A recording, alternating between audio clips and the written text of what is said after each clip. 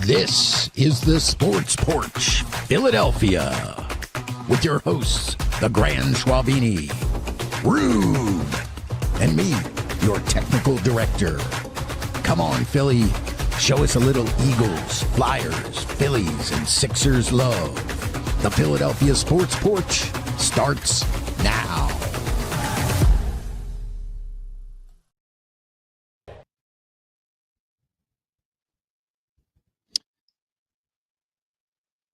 Well, I thought I was going to play the video of Kyle Schwarber hitting a home run. I hit the play button, Rube. I'm sorry. I don't know what happened. But before we do that, let's just welcome everybody to the Philadelphia Sports Porch. Here we are live right now on Facebook and on YouTube and on X.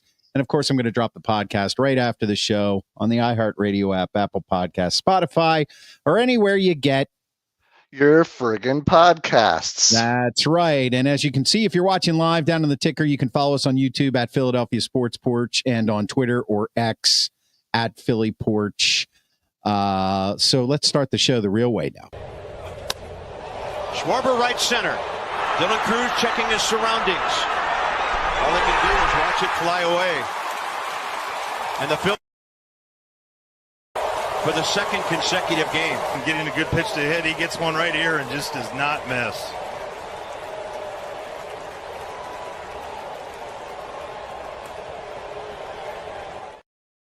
Yeah, so the Phillies are off to a good start. So tonight, page one, we're going to talk about the Phillies and opening weekend, some observations there. Page two, the Yankees are using a new bat. Is it legal or illegal? Should we allow them to keep it or not? As if we have a choice in making that decision. Farewell to Torts. He's no longer the coach of the Flyers. I heard some vicious rumors about his drinking. I hadn't heard that, but I'd be really curious. Yeah. We'll talk more about it later, but I'd be really curious as to what happened between him and Cam York. Maybe is HJ around? Maybe he's got some insights. HJ is probably watching. He might be here by the end of the show. I don't know, but we'll see. He did do a guest spot, I think, on a Chicago podcast, on a Blackhawks podcast. So maybe he's just too big for us now too. I didn't even know that was a thing. When did that start? I don't know. I don't know, but I'm happy for him. Page four, there's 4 number 1 seeds in the Final Four. Is this the end of the Cinderella story? And it looks like Rube and your technical director are neck and neck in the bracket challenge that we have. Oh yeah, yeah. Okay. Have you checked the standings? We'll talk more about it. We'll talk about it. But I will say that my strategy worked, and it does have to do with this page 4 that we're talking about. But as you've already figured out, I'm the technical director. This is Rube, a lifelong Philly fan living in Texas. And of course, the Grand Schwabini, notoriously absent, is visiting some family down in the southern portion of our country. He may stop in, he may not, but everybody deserves a break, don't they? I think so. I think we can give the Grand. He's so great that sometimes, and so grand that sometimes he's got to rest and refill the Grandness Cup. So that's right. Yeah, we hope he's doing well and Neil's doing well, and we look forward to seeing him again next week. Neil, if I had Neil here, I'd ask him if he remembers the last time he talked to me on the phone. But that's another story for another. Oh boy. It was an interesting conversation. It was like 35 years ago. Oh, boy. But hey, Neil, I hope you love it down there in sunny Florida. I'm sure you do. Anyway, so page 1, Phillies opening weekend. Yes, they are now, 3-1. They just beat the Rockies this afternoon, 6-1. What are your thoughts, Rube? Is this the start that you expected? After 4 games, gosh, it looks a lot like last year. To be honest with you, so we get 3 good starts and Aaron Nola. So let's start with the pitching. Looks great for 5 innings, and lo and behold, we talked about this last year. The bottom falls out. He gets no run support, and that's the only game they lose. But I'll tell you what, to be positive, Sanchez looked great today. Luzardo looks like a winner. Wheeler is, Wheeler, and you know what you're going to get. Yep. I haven't had a chance to watch much of it here in Texas, but looking at the stats and the box scores, looks like the bullpen may be off to a bit of a rocky start. This Romano has given up some hits and some runs, but you can't tell too much from the beginning of the season. That wouldn't be fair. Yeah, well, I know. I mean, that's the thing about baseball. It's a marathon. And you don't want to see your team drop the first 3 or lose 6 in a row. I think that's more of an indication than, say, if they win 6 in a row. If they lose 6 in a row, that's bad. But winning the first series, it's a marathon that is played in a set of little series, and you want to try to come out of every series with a win. And if it's a 4-game series, you want to at least try to get a split to maintain the status quo. So I think the interesting thing right now is Kyle Schwarber. Currently, as of right now, the Max Kepler was leading the team in average at 364. But I just refreshed it, and it had Kyle Schwarber up there at 385. So they must have literally just refreshed the stats. Yeah. But that being said, I did look at the protect. Yeah, Kyle Schwarber currently after 4 games is batting a blistering 353. My God, if he could keep that up the whole season, they have him projected for like 108 home runs. If that doesn't get you a World Series win, I don't know what does. Yeah. I wonder if he could pitch every few days too. Yeah. I was looking at some of the stats as well, just preparing for the show. And I just say it is eerily like last year, and the way we played big innings, right? We did nothing. The Phillies did nothing until what was it, the 7th or 8th inning today? I think it was the 8th inning. They scored 4 in the 8th and 2 in the 9th. Right. If I got that right. If I asked you, technical director, how many men have been left on base through 4 games this season, what would your guess be? I wouldn't be able to guess, but I will. It was 4 in the 7th and 2 in the 8th. It's a home. Okay, 7th and 7th home opener. Big. Yeah. Oh yeah, that's right. We didn't have. But I don't know how many men have been left on base. 63 men left on base. Holy shit, that's a lot. Yeah, that's 60, a lot. 63. Game 1, 16. Game 2, 16. Game 3, 21 men left on base. Today, 10 left on base. So, thank God for the big inning. Thank God for the long ball. And, the other big thing, 19 strikeouts in game 1. How many Philadelphia fans were sitting in their easy chair thinking, holy cow, we got struck out 19 times. Right. And I didn't see the game. I don't know how many of those were bad strikeouts. I was listening to some sports radio, and they were actually having a debate on, if you could have 19 strikeouts, maybe there's a good version of 19 strikeouts. And one of the guys on the afternoon show was trying to argue that, meaning they weren't reaching and diving for pitches. They were legitimately, taking some pitches and just faced a really good pitcher. But wow, 19 strikeouts in game 1. Yeah, I mean, they won the game. I mean, at the end of the day, that's all that matters. Yeah, you're not going to win a lot of games by striking out, 19 times. I would say that. Yeah, I mean, you're just not. But at the same time, there were a couple guys that were really mashing the ball that day. I mean, Brandon Marsh, 4 Ks, Real Muto, 4 Ks. I mean, that's not good. But at the same time, that was game 1, Yeah, that's fair. Not overreacting. Just like, pardon me, just like the pitching, when you're talking about that, I think that spring training for veterans, it's a warm up. You're stretching out your legs, you're stretching out your arms, you're taking a couple laps, you're preparing for the season. And then when it actually starts, it's still kind of like fresh, so a lot of stretching, a lot of talking. Yes. Getting the chewing tobacco all ready to go. Yes. Big league chew. Yeah. So, I love that stuff. I did too. I have dreams where I'm pulling it out of my mouth and I can't get it all out of my mouth. It's like there's more and more and more, but Yeah, we need the Grand Schwabini there to analyze that dream. Analyze that. So, but I just think that you can't read a lot into the first 10 games, or just call it 9 games, the first 3 series of any major league season. It's hard to read a lot into it. So while you say it's eerily like last year, well, you've got a very large sample size for last year, the whole year.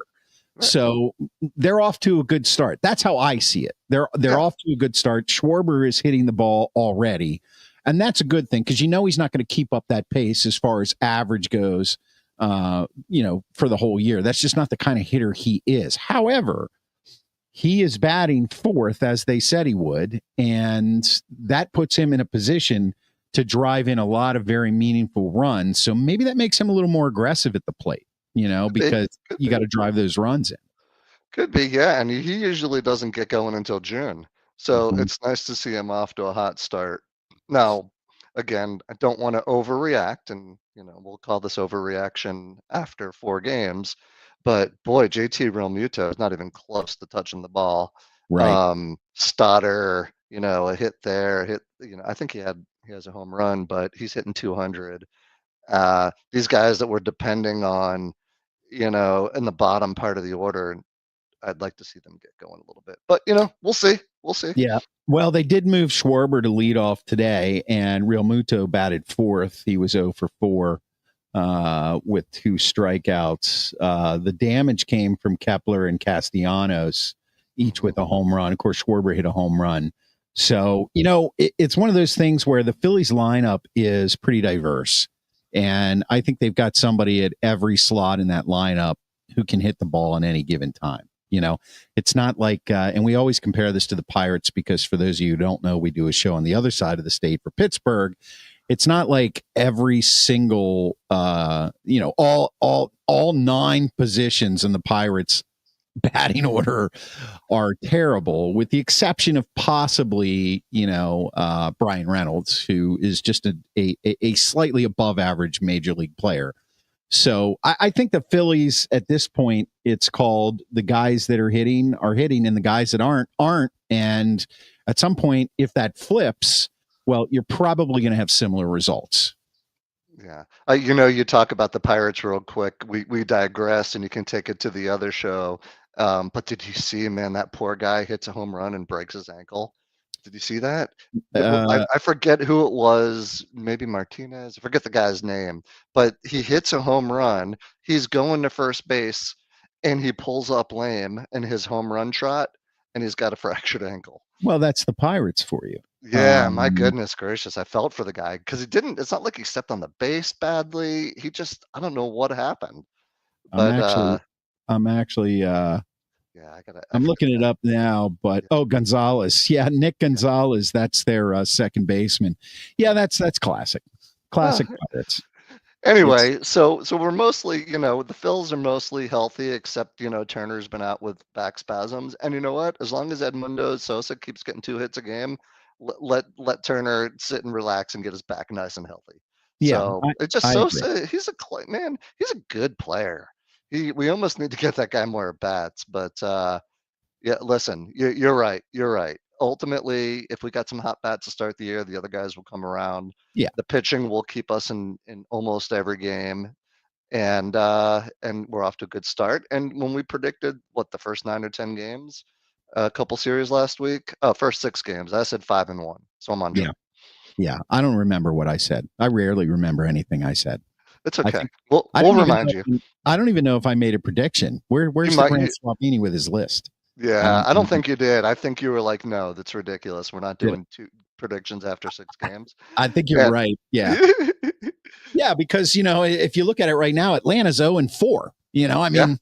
Are they going to finish the season in last place? I don't think so. No. I really don't. Miami is 3-1. Are they going to finish the season in first place? They're better this year, but I doubt it. So there's a lot of baseball to play. This is actually for me the start that I kind of expected. I expected the Phillies to take that first series, and then you move on to Colorado, or you come home and play Colorado. They should win this series too, and just take it series by series and see what happens. And Schwarber's on fire right now, and that's awesome. That's awesome to see. We know that it's probably not going to last all year, but if it does, he's going to have a good year. Only 158 more games to keep it up, so let's go. Yeah, and so far, like I said, they've got him projected to hit 108 homers this year. That would be awesome. Page 2, moving on. Damn the Torpedoes. The new bats. Yes, I guess the Yankees unveiled a new bat and then went on to slug like 78 homers in the first 3 games. What do you like or not like about that, Rube? Or what are your thoughts on it? It would be, I'm sitting here thinking we're just coming off the Eagle season. We're just coming off the tush push. It's in the news every day. They're going to ban the tush push.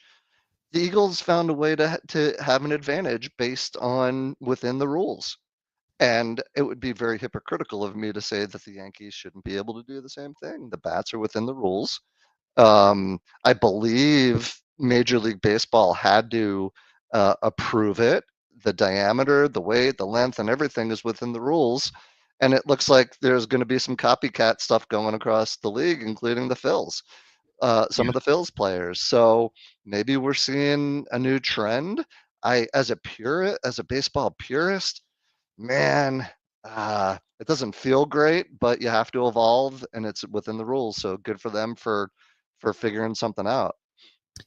Yeah, I'm a purist as well, but I think if you're a purist, you play by the rules. Mm-hmm. And obviously they didn't start the season and sneak these bats into the lineup. They had to have them approved. So they were just, of course, leave it to the Yankees. You know what I mean? Just leave it to the Yankees as if they need, more power.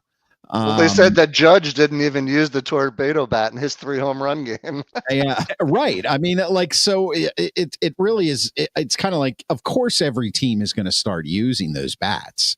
I mean, I don't know if there's some sort of patent issue or whatever, or if the rule says, if you figure out a way to make a new bat and it works, that it has to be available for competitive purposes to anybody in the league, which I would think it does. It is. So I think that, look, if the bat gives you, and hitting is an individual thing too. I mean, like you just said, if Judge didn't use that new bat, maybe he's not comfortable with it, mm-hmm. So it's not that every player's going to use it. Now, Hockey Jesus is actually watching. He says there's a vague definition in the rules about the smoothness of the bat and what it means to be tapered.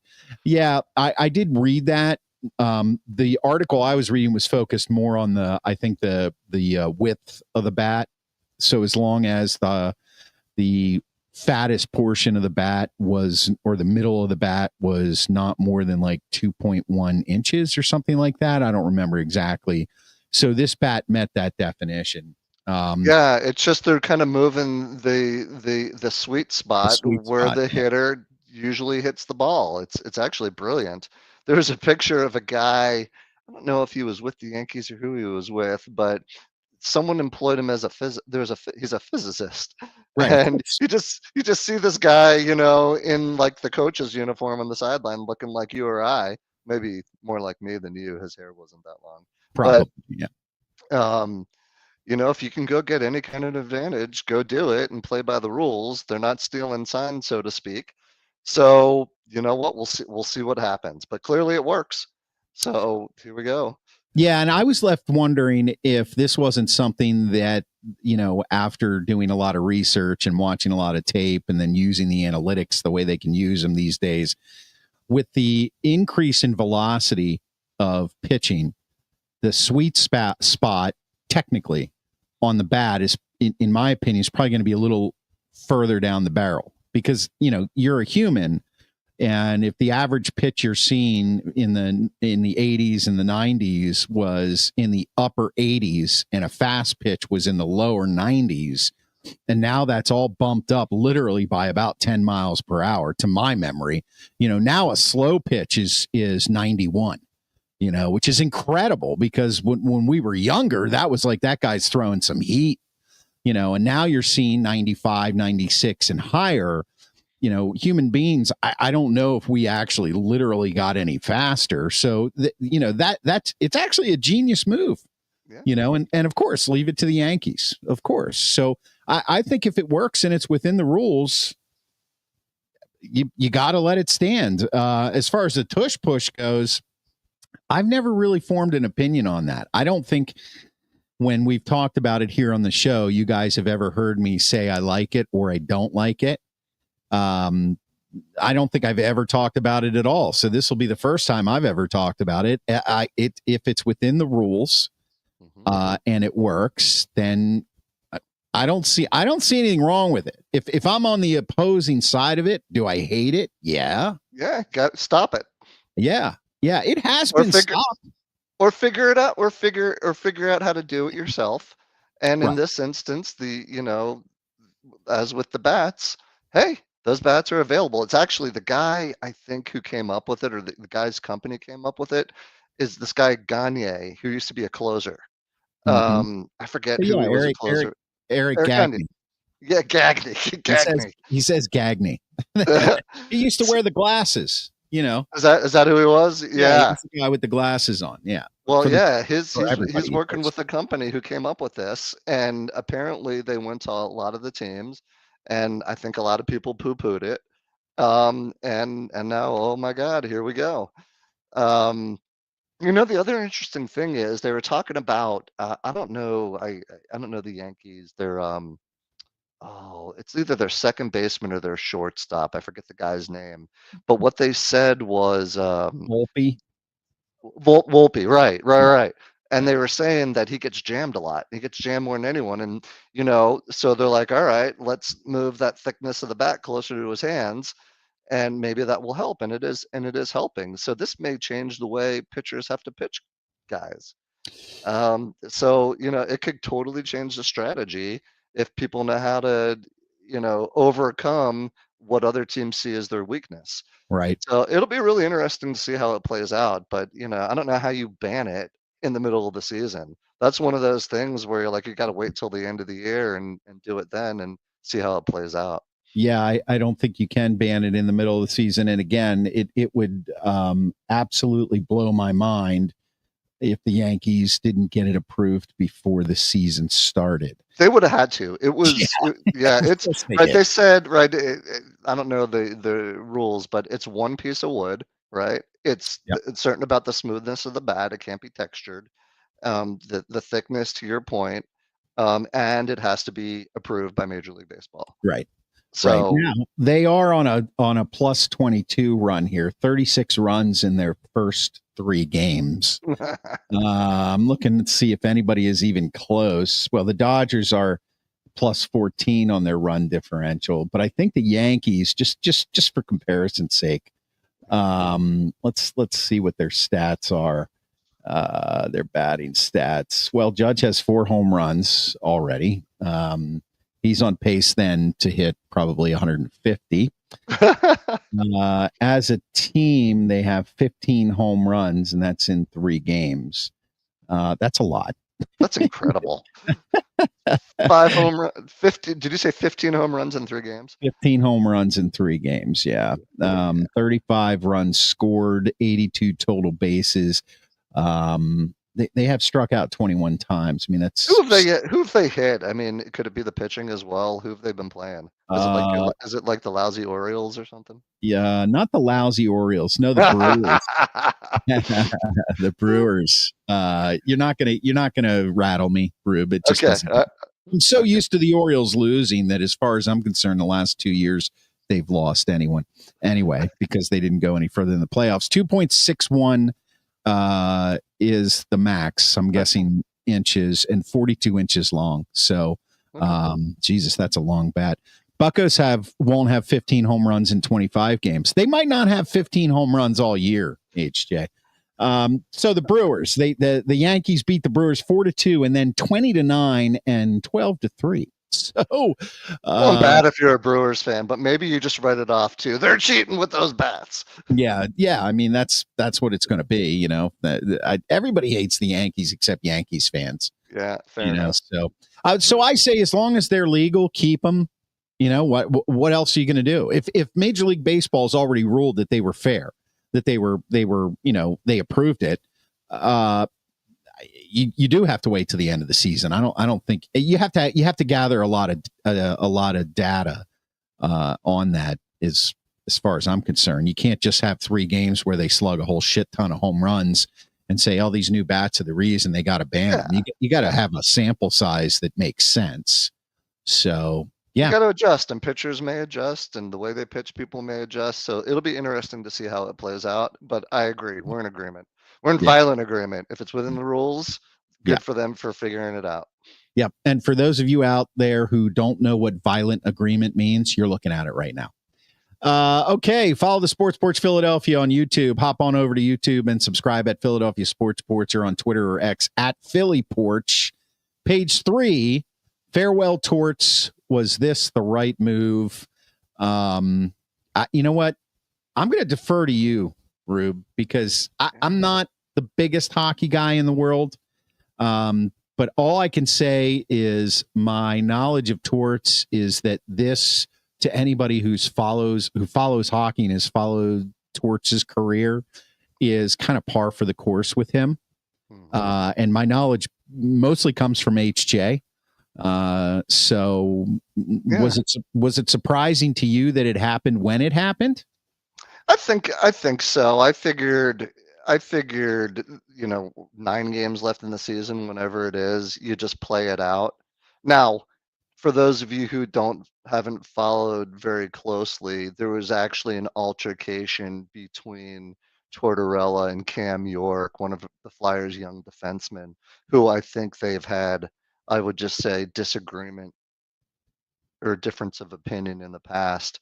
And I would love to know what was said, but both kind of took accountability for letting it get a little too far. It didn't turn physical, but after giving up, you know, 7 goals, whatever it was, in back-to-back games and just not looking competitive, I think the right thing to do probably was diffuse the situation, tell Mr. Tortorella thank you for all that you've done, and show the team that, listen, we got your back, we hear you, and we got to keep improving. And maybe a changing coach, we can get some wins, or show some good signs of life at the end of the season. And they have. I think they won. You know, they've won a couple games since then. Right. So, you know, we'll see. Good luck to Torts. I think everybody says that. He didn't have a lot to work with this team. And, you know, I do truly think in my heart of hearts, without knowing him personally, that the tough love will ultimately come back for some of these young players, and they'll take the lessons that he's taught them as he goes forward. So, you know, here we go. New coach. Don't know who we go and get. Don't know the coaching carousel that well in professional hockey or coming up from the college ranks. But, you know, I think we all knew coming into the season what we were going to get, and we got it. And we got a lot of draft picks, and it's time to start building this team into what it can be. So, you know, there's always next year. Yeah, I guess it leads me to wonder whether or not they would have let him go at the end of the season if that altercation hadn't occurred. Although that was probably maybe the final straw, you know. And I think Hockey Jesus talked about the fact that, you know, and I did hear some of this chatter on sports radio out here, believe it or not, that, you know, Torts is kind of the guy that kind of instills, he looks to instill that work ethic, the tough love that we've talked about. And now it's time to bring more of kind of like an X's and O's guys, and a guy that can teach them how to play from the standpoint of after every faceoff. Actually, you know who who was talking about this out here on sports radio was Tyler Kennedy, who played for the Pens in a couple of their cups with Sidney Crosby. And what he said is that Torts is the guy that brings the tough love. And then you bring in a guy who knows X's and O's. And when they brought in like Bilesma here, he was a guy that like every single face off, there was a play. You know, every single time that the shift would change, there were plays in mind. And that Torts wasn't that kind of guy. So maybe that's that, you know, if they're following that playbook, then you would think it's going to be a guy who's more of a technical guy from the coaching standpoint, assuming that these guys have that work ethic in there. HJ says Bruce Boudreau out there, maybe Berube. Tockett's out there. Oh, yeah. HJ beat me to it. Yeah. So who knows? Who knows? Good old Rick Tocchet. Those were the days. Those were the days. I gotta tell you though, man, you know, as I think about the playoffs, hockey playoffs, even though the Flyers haven't been relevant in what feels like a long, long time, I would take watching the hockey playoffs over watching any NBA game, or any NBA playoff game or most other sports over just about anything. I think it is great to watch. I think it's a fast sport. I think they play hard. No one's worried about injuries. They play through everything, and it's watching great athletes do just amazing things over a long period of time. Yeah. Right? You think they only play football, you know, once a week? These guys hitting each other, it's like it's got to be like getting in a car wreck, and they're playing like every other night. Yeah. So you tell me who's tougher than these dudes and who play harder, and the competition's so close. I'm excited to watch playoffs. So. Yeah, well, I mean, hockey's one of those sports where it is fast, and every score is worth, even though it's 1 point on the board, it's worth a whole hell of a lot more, because you can lose a game 2-0. You can lose a game 3-2. I mean, there are those outliers that are 9-6, or, you know, but it's hard to score, even though it's a fast-paced game. And that's where you lose a lot of people, especially in the American market, because we like to see those numbers go up. Now, of course, the NBA is starting to, they say, struggle. I mean, they make billions of dollars anyway, but, you know, and their TV ratings are horrible, though. Yeah, and they, you know what, they should be. They should be, because they've completely taken, you know, the essence of the game out of it, defending. It's how fast can you score? I mean, you go back and watch, you know, some of the games from the 80s, from the 90s, even in the early 2000s. Defense was a huge part of the game. You know, Michael Jordan, and of course he's the go-to all the time, but Larry Bird did this. Other players were specifically defensive players. You know, what's his name? The weirdo, Dennis Rodman. He comes to mind. He wasn't there for his scoring acumen. He was there because he was a tough guy and he played great defense, you know. And he rebounded. Yep, that's right. And we'll, you know, maybe it's a good segue to talk about page 4, but I believe that what's happening in college basketball and what you're seeing in the NBA and the ratings going down is a direct reflection of what's happening in college right now. So maybe we segue. Yeah, let's do that. Let's segue right now to page 4, which is there are 4 number 1 seeds in the Final Four. Auburn, Florida, Duke, and Houston. Is that the end of the Cinderella story? I mean, what do we count as a Cinderella story? You know, I would say anything under like an 8 seed, right? If you split it in half, you got your top 8 and then you got your bottom 8.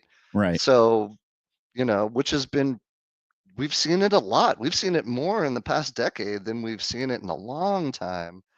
And now I'm afraid it comes down to who's got the most money to buy the best team.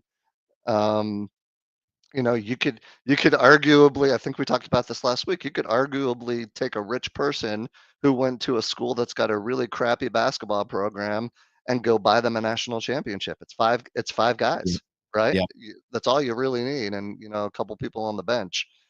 And I think it is the end of the Cinderella story. I really do. And I think that's what has been so compelling about this tournament for my whole life, for our whole lives, right? For 54 years, is you never know what's going to happen. And now it's just proven in college football, right? The last 4 standing in the playoffs were the biggest spenders, right? Ohio State, Texas, Penn State, Notre Dame, right? Who spends more? It's the same thing here. You've got probably the teams that have scored or that have paid the most in NIL. blue blood programs, or they're plucking people out of the portal and paying them and having them come there. And as I kind of continue with I wouldn't call it my theory is that the NBA benefited from having some dynasties in college. When you look at the Duke teams and the UNLV teams and the Kansas teams who stayed together for 3-4 years, you feel compelled as a viewer. You like to see that. You like to see teams that play good, hard basketball, that stay together, grow together, and you get to know them. Now, I couldn't name the first draft pick besides like Wembanyama in the past decade. Yeah. I don't know, right? I couldn't do the top 10. There's no way. No, and I think that's hurting the NBA. I agree. I think it's hurting the sport, period. Basketball has been watered down. Of course, that's not to take away from the talent that's on the court and how hard they have to work, but it's been completely watered down. It's basically, a scoring championship, and that's about it. There doesn't seem to. Now, I know there's basketball coaches and purists out there that would argue with me, but just go back and watch some of the tape of Magic Johnson and how he played. Okay. Just go back and watch Michael Jordan and how he played defense. Watch Larry Bird, watch Kobe Bryant for that matter. I mean, it is not a game that you can, like you said, Rube, grow up with. And that's the reason that I don't pay attention to college basketball pretty much at all anymore, even though we run a little sports franchise here. It's because who am I rooting for? The transfer portal is open during the year. Yeah, I hate that. It's like so and these guys are mostly they're kids. They're kids. I mean, when I was in my 20s, I was a kid. They're making decisions based on emotions and dollars, and they're not thinking about their future. They're thinking about right now. And I get it. I don't blame them either. Yeah, but what's it prove? It proves that you can get ahead on your own. It's taking the team out of the whole sport. And look like you said, look what's happening to the NBA now. These guys, they get paid a lot of money to go play for a fan base and win a championship, and then they get unhappy and they want to be traded somewhere else. Listen, man, if you offered me $100 million, this is so easy to say, but it's still true. If you offered me $100 million to play for your team, I am going to bust my ass to win a championship and be the best person I can for that team before I get upset because, I don't know, the color of the M&Ms in the locker room was wrong, or this guy talked bad about my girl or whatever. I mean, just give me a fucking break. There's too much money flowing around in professional sports, let alone now you're putting it in college. So when people use the argument that they deserve to get paid, there's not a whole lot I can say. I can't say no. I don't think that, because a lot of these kids are over 18. They're adults and they're going to school. But I think who was it recently that said, was it Gronk? It was one of the football guys. It said stop, or it was Kelsey. Stop calling them student athletes. They're not students. They're athletes. All he's doing is saying what we've all known even before NIL. Right. That's it. He's just kind of outing the whole idea that student has anything to do with being a top athlete at a school. There's plenty of athletes at these schools that go to school not on a scholarship and they play, and they're students first. Don't want to take away from that, but the programs themselves are not based around students. No. Like this guy runs a 4.340 and he gets all A's, and now a booster's going to give your a little bit more money because he gets all A's. That's just not happening. So it's ruined the sport. It's college basketball to me is.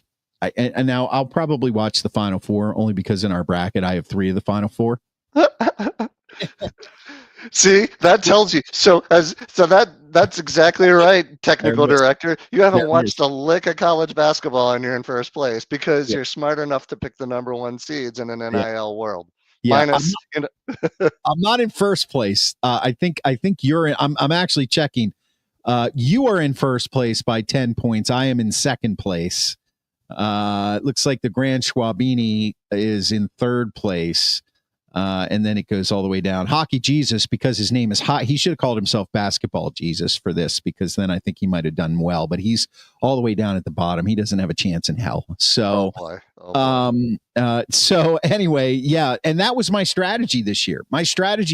Because I didn't pay attention to college basketball, was, all right, well, we've got NIL. We've got all these blue blood teams. They've got the best players. They paid the most money to get these guys. I'm just going with the number one seeds all the way through. And that's where I ended up.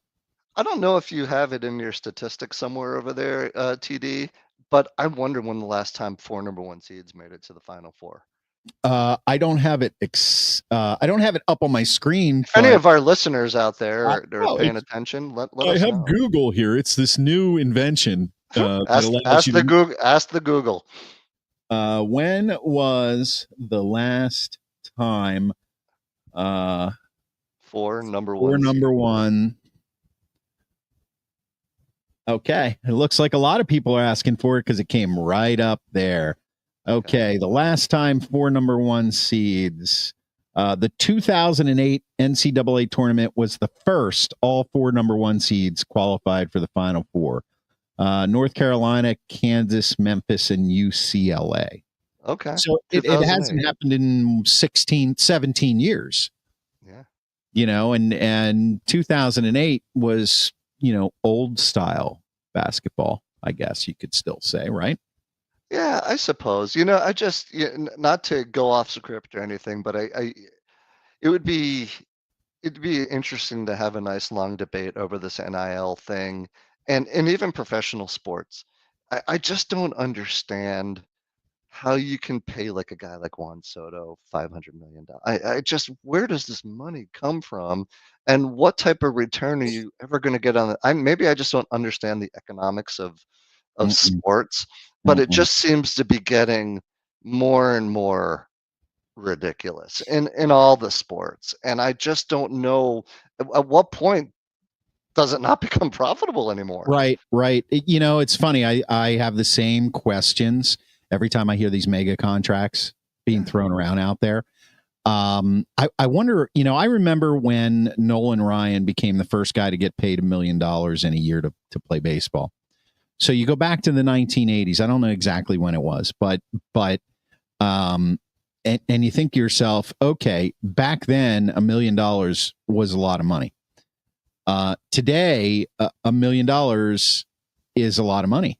I mean, it certainly isn't going to buy you what it bought you in 1987 or whenever he signed that contract. Mm-hmm. But what would be comparable to, what was Ohtani's contract? $700 million. I don't even know. The numbers are so ridiculous. It's just like, if it's over 300 million these days, like Harper and Trey Turner were steals. Yeah, I know.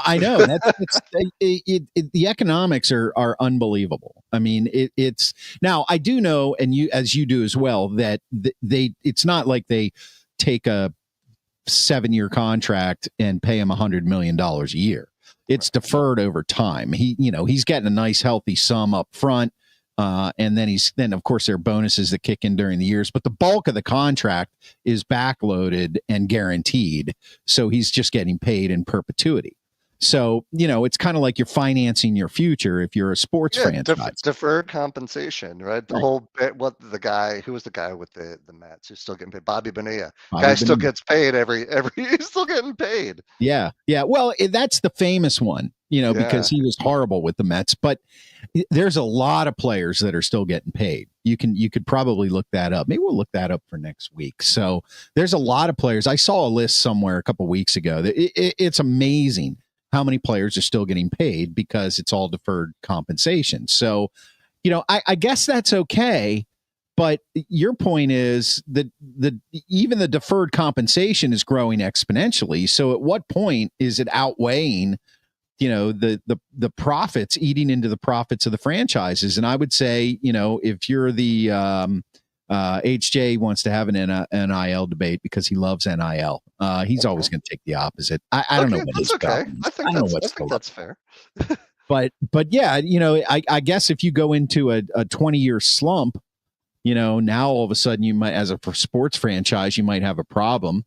There's always questions out here as to whether or not the Pirates are a profitable team. And, the Nuttings say they lose money every year, but you've owned the team for so long, you would have sold it by now. I mean, it's just like that's plus it's worth more now than when you paid for it anyway. So I don't know what the economics are. I'd like to do a little more research on that. I think the Pirates are a good study. I mean, it must be just excruciating to be a Pirates fan, right? As a kid, right? I'm sure HJ was a big Pirates fan, and they were really good, right? Kenta Colby, right? Remember Kenta Colby, HJ, yep. and Dave Parker and Willie Stargell, and they were winning World Series, and all of a sudden they became a small market team. Why? What's the point? What is the point, right? Kansas City, they figured out a way and got a World Series through all this, but I just don't know how you balance and make it a more competitive product. I mean, why waste your time and go to a Pirates game and pay what they're asking you to pay? Because that's how this stops, TD. How this stops is you pay Embiid $100 million and he doesn't play, and the Sixers fans stop coming to the damn stadium and paying for these salaries because, oh, by the way, even though they're terrible and they pay $100 million to the wrong people, people are still showing up, and they're showing up and paying a lot more than they should be to take a family of four to an NBA basketball game, right? Yep. So at some point, the fans are going to vote, and they're going to say enough is enough. Yeah. And I'd really like to see that. I really would. I would make that argument 6 days a week, twice on Sunday, that's the only way that it's going to stop this nonsense. It's really ridiculous. With all that's going on in the world out there, no one's worth $700 million. I wholeheartedly agree. But it's like, what has to break for it to change? And you're saying the fans have to break. And I'm sorry, Rube, there's a lot of idiots out there who will continue to buy those jerseys. Yep. I know. They will. They will. All right. This has been the Philadelphia Sports Porch. If you're watching us live, watching all over the world on Facebook, on YouTube, on X, please remember, it'll drop the podcast right after the show on the iHeartRadio app, Apple Podcast, Spotify, or anywhere you get the podcast. And of course, you can always subscribe to our show at the Philadelphia Sports Porch on YouTube and at Philly Sports on X. For the Grant Scalbini, who's not here but enjoying sunny Florida, for Rube down in Texas, I'm your technical director. We'll see you next week, 6 p.m. Eastern Time. We are out.